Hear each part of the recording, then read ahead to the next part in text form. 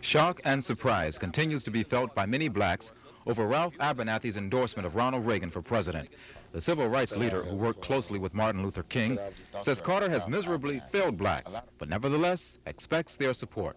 I'm not going to let Jimmy Carter continue to get by on the name of Martin Luther King Jr., who was my dearest friend and closest associate, and whose mantle of leadership fell upon my shoulders, and then he does not produce for the masses of people. The black vote is an important issue at the annual convention of the state NAACP in Virginia Beach. And a frequent question being asked here is how significant is Dr. Ralph Abernathy's endorsement of Ronald Reagan?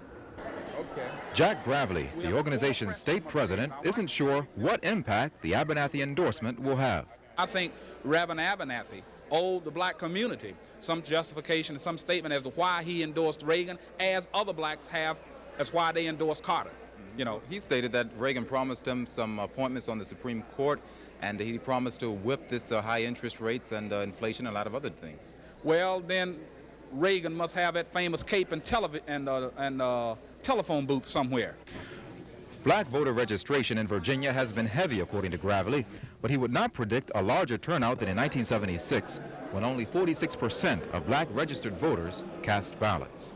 You're talking about inflation, you're talking about Iran, you're talking about the apathy in the community, you're talking about two presidential candidates that a lot of folk are not really wild about either one. You know, it's like President Carter, Reagan, and nobody. That kind of mentality is pervasive in the community, and I just don't know yet.